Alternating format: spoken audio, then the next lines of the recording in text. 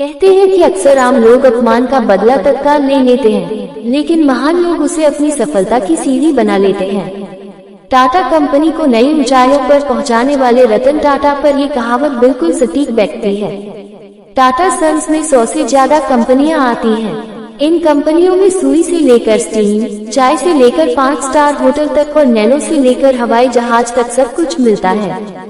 यहाँ हम टाटा ग्रुप के चेयरमैन रहे रतन टाटा के जीवन की एक ऐसी कहानी बताने जा रहे हैं जो सभी के लिए प्रेरणादायक है।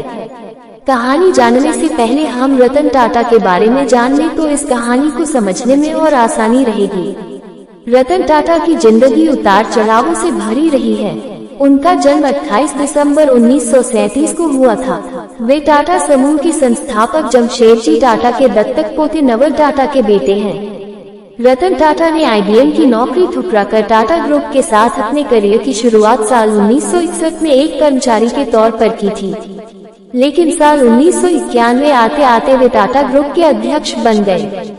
2012 में वह रिटायर हो गए। रतन टाटा ने अपने 21 साल के राज में कंपनी को शिखर पर पहुंचा दिया। कंपनी की वैल्यू 50 गुना बढ़ा दी। वो फैसले लेते गए और उन्हें सही साबित करते गए। ये बात है साल 1998 की, जब टाटा मोटर ने अपनी पहली पैसेंजर कार इंडिका बाजार में उतारी थी। दरअसल ये रतन टाटा का ड्रीम प्रोजेक्ट था और इसके लिए उन्होंने जी तोड़ मेहनत भी की, लेकिन इस कार को बाजार से उतना अच्छा रिस्पांस नहीं मिल पाया जितना उन्होंने सोचा था।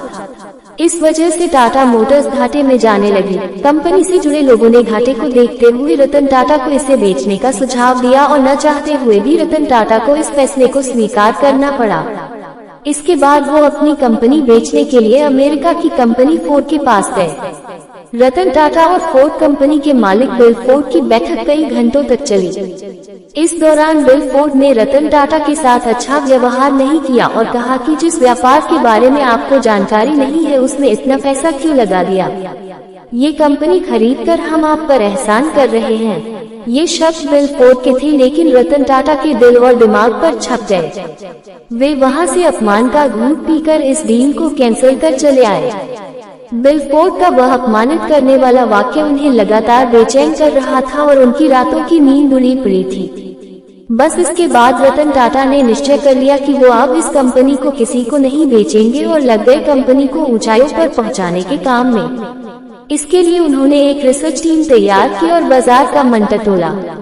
इसके बाद की कहानी सभी को पता है कि भारतीय बाजार के साथ साथ विदेशों में भी टाटा इंडिका ने सफलता की नई ऊंचाइयों को छुआ। तो वही इस घटना के बाद से फोर्ड कंपनी का पतन शुरू हो गया। साल 2008 तक आते आते फोर्ड कंपनी दिवालिया होने के कगार पर पहुंच गई थी। मौके की नजाकत को समझते हुए रतन टाटा ने फोर्ड की लग्जरी कार लैंड रोवर और जगुआर बनाने वाली कंपनी JLR को खरीदने का प्रस्ताव रखा, जिसको फोर्ड ने स्वीकार भी कर लिया। इसके बाद मीटिंग के लिए फोर्ड के अधिकारी भारत आए और बॉम्बे हाउस में मीटिंग फिक्स हुई। इसके बाद ये सौदा लगभग $2.3 अरब में हुआ।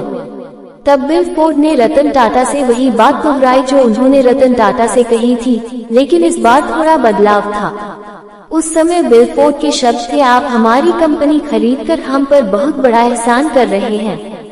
आज JLR टाटा ग्रुप का हिस्सा है और बाजार में बेहतर मुनाफे के साथ आगे बढ़ रहा है। रतन टाटा चाहते तो उसी समय बिल फोर्ड के साथ हुई मीटिंग में उनकी बात का जवाब दे देते, लेकिन कहा न कि महान लोग अपनी सफलता से लोगों को जवाब दिया करते हैं।